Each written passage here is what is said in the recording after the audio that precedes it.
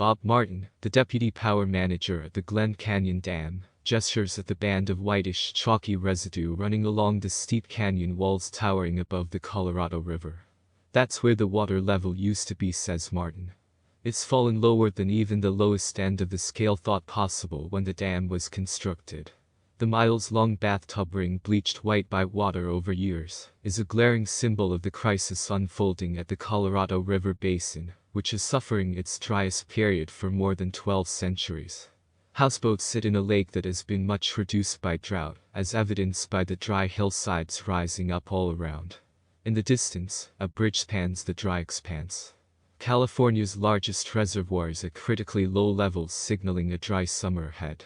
At the epicenter of this slow-burn environmental disaster embroiling the U.S. Southwest is Lake Powell, an artificial reservoir on the Colorado River created through the flooding of Glen Canyon in 1963.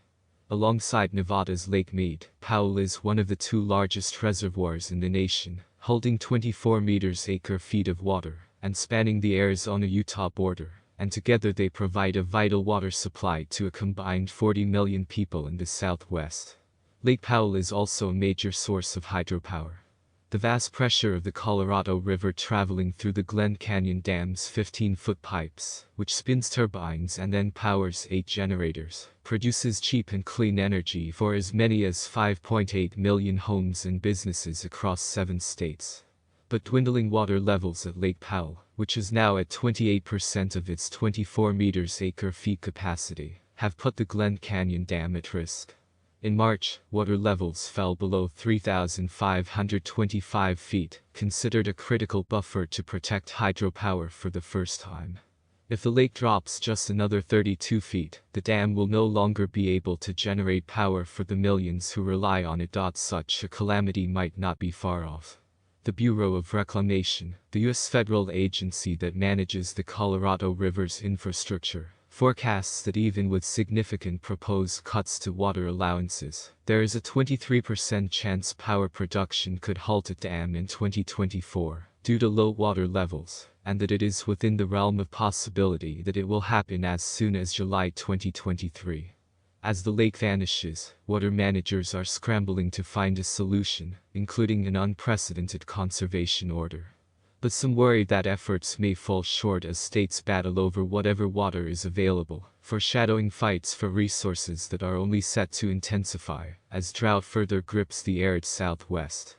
"It's a gigantic warning," says Lisa Meiman, a spokesperson for the Western Area Power Administration, WPA, a federal company that provides wholesale hydropower to 15 states through 57 dams, including Glen Canyon. The rapid decline of Lake Powell has been surprising. "There's no doubt we are heading towards a drier future. Lake Powell's considerable power-generating abilities are already on the decline.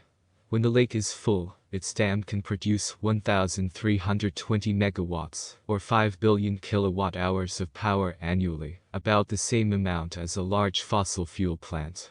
But with water levels now 100 feet below the lowest elevation marker, hydropower production has dropped to 800 megawatts. The alarming drop has forced authorities into extraordinary action. On 14 June, the Bureau of Reclamation announced that to protect critical reservoir levels in 2023, between 2 meters and 4 meters acre-feet of water must be conserved, setting a 60-day timeline for state and tribal leaders to agree on a plan.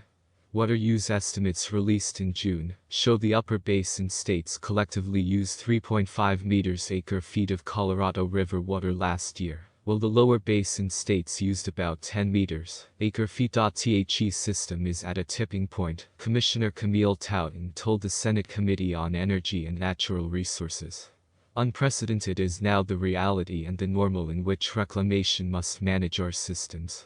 According to Jack Schmidt, the Janet Quinney Lawson Chair of Colorado River Studies at Utah State University, that would be the largest cut in water use in the 100-year history of the Colorado River Compact, an agreement made in 1922 that divided the river's water between the upper basin states, Colorado, New Mexico, Utah and Wyoming, the lower basin states, Arizona, California and Nevada, 30 tribal nations in Mexico.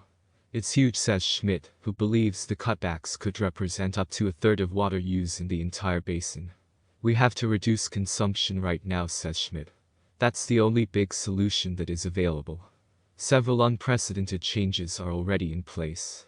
Over the next year, Lake Powell will hold back 500,000 acre-feet of water usually sent to Lake Mead, further squeezing supply on the lower basin states, and for the first time will receive an extra 500,000 acre-feet from flaming.